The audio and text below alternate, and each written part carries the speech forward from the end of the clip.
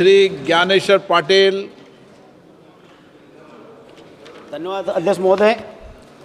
मैं माननीय मंत्री से आपके माध्यम से जानना चाहता हूँ कि महोदय मेरे संसदीय क्षेत्र खंडवा में 60,000 एकड़ में केले की फसल का उत्पादन होता है और उसमें हर वर्ष मौसम बदलाव की वजह से, तेज धूप, उसके आंधी तूफान की वजह से हर साल फसल प्रभावित होती है।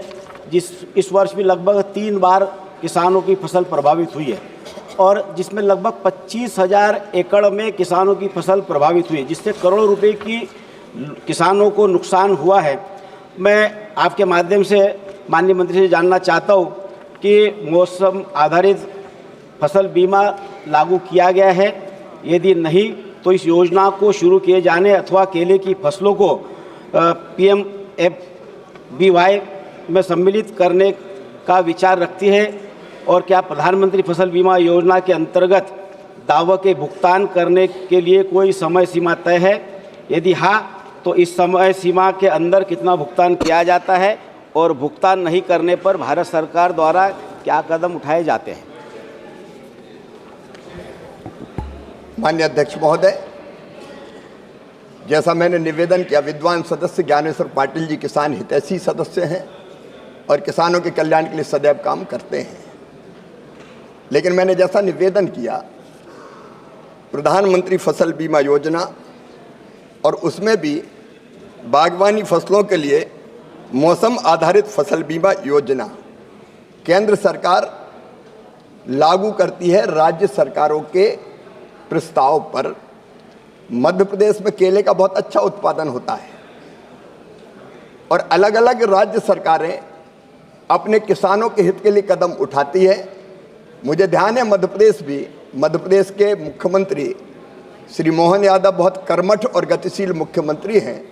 वहाँ केले के नुकसान पर 2 लाख रुपया प्रति हेक्टेयर की दर से राहत की राशि दी जाती है। जब मैं मुख्यमंत्री था तब भी हम वहाँ देते थे, तो वहाँ लगातार ये प्रयत्न जारी है।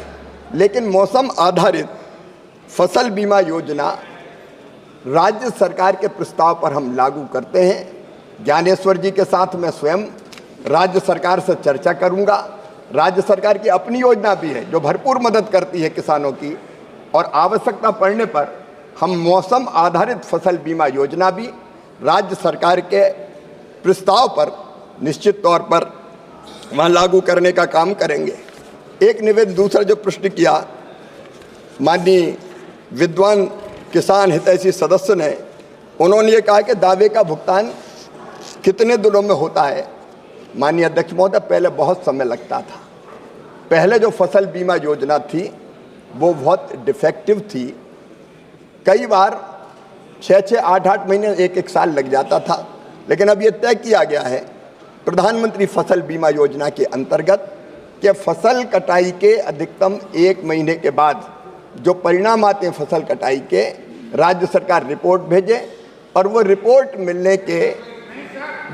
मिलने के बाद फसल का जो दावा है उसका भुगतान किसानों को कर दिया जाए।